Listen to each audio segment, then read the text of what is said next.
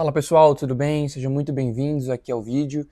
E esse vídeo eu vou tratar basicamente da história do Cavaleiro dos Sete Reinos, tanto do livro quanto que eu espero na série, né? Essa semana eu acabei lendo o Cavaleiro dos Sete Reinos, confesso que não tinha lido antes, e com a série já se aproximando aí, né, sendo lançada nesse fim de semana, achei legal dar uma lida para entender um pouco melhor e queria compartilhar aqui com vocês.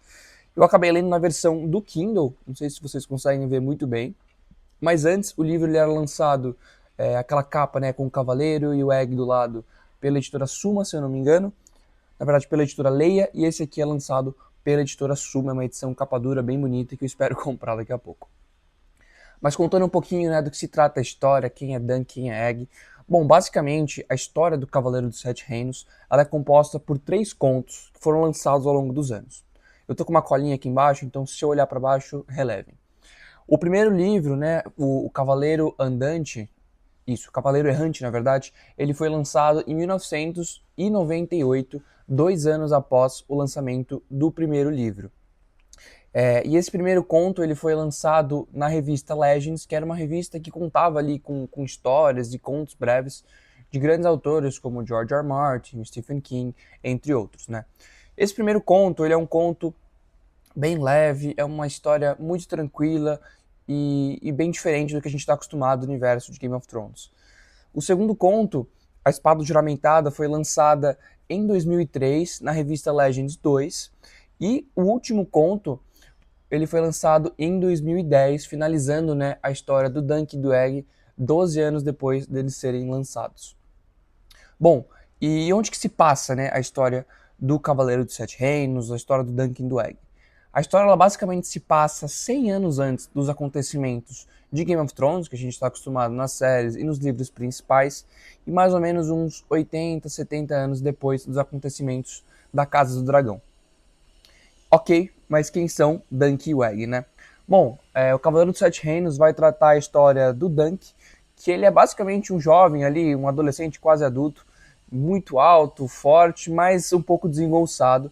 E o antigo cavaleiro do Dunk ele acaba morrendo, e o Dunk ele herda tanto esse título de cavaleiro quanto alguns cavalos, umas moedas, e ele decide fazer jus ao que foi ensinado para ele, se tornar realmente um cavaleiro digno, aquele das histórias, lutar por nobres senhores, viver num castelo, comer bem e por aí vai. Só que ele está muito longe da nobreza, né? E aí, né, a história se passa e o Dunk ele decide provar ser um cavaleiro através do torneio de Valfreixo, que vai ocorrer daqui a pouco. E aí, indo por esse torneio, ele acaba parando numa estalagem e é lá onde ele conhece o Egg, um jovem garoto que meio estranho assim, porque tá de cabelo raspado, usa um capuz, não aparece muito bem, mas é um garoto muito esperto, muito astuto. E o Dunk acaba gostando dele ali, por mais que ele ache ele folgado algumas vezes. O Egg tenta convencer o Dunk a levar ele para Valfreixo, né, que ele ia ser o cavalariço do Dunk. O Dunk não aceita de primeira, e aí depois chegando em Valfreixo, o Egg acaba seguindo o Dunk, né, e aí depois eles acabam fazendo essa parceria e selando aí essa amizade. E aí falando um pouquinho do livro, né, antes de comentar o que eu espero da série, aqui é um livro, como eu disse, bem diferente daquilo que a gente já viu no universo de Game of Thrones. O Martin aqui ele traz uma história muito simples, mas também muito eficaz. Como um conto, são poucas páginas, né? Mas logo nas primeiras páginas a gente já consegue ter uma noção de quem é o Dunk. É um garoto ingênuo, meio bombão e desengonçado, assim, mas de um coração muito puro também. Quer fazer jus aos valores, os verdadeiros valores de cavaleiros, né? E o Egg também, um garoto bem astuto, inteligente, perspicaz, bem diferente dos andarilhos, né, que estão acostumados por aí. Então tem uma revelação muito legal do Egg ao longo do livro. E aí falando um pouquinho também disso que eu falei, né, dessa questão dele ser diferente de GOT, né, do universo tradicional de Game of Thrones. Lendo os livros, né, as Crônicas de Gelo e Fogo, é normal a gente se deparar ali com a sujeira política, com as artimanhas, aquele xadrez todo. E aqui não, aqui no livro a gente vai ser os peões desse xadrez. Então o Dunk é literalmente jogado na lama com o Egg, e aí a gente vai ver como que é a vida, né, de quem realmente mora em Westeros. No caso de um cavaleiro e o seu ajudante. Então aqui a gente vai ver a história, um conto realmente de um cavaleiro e seu ajudante. Então a gente vai ver eles em estalagens, lutando ali por um espacinho entre vários cavaleiros, com nomes e nobres e por aí vai, tentando salvar donzelas, o Dunk se descobrindo ali não só como cavaleiro também, mas como um adulto realmente, né? Agora sem o seu senhor, sem o seu cavaleiro antigo no universo de Westeros e vendo a realidade. E logo entrando nesse ponto também, eu acho que por mais que o Martin ele não traga, né, a questão do xadrez político e tudo mais, aquela sujeira toda de Game of Thrones, aqui isso é mostrado de uma forma muito mais lúdica, mas ainda continua. E é representado através dos próprios cavaleiros, né? O Dunk, como eu comentei, quando o seu senhor, seu cavaleiro morre, ele quer fazer jus ao que foi passado para ele. O que é ser um cavaleiro?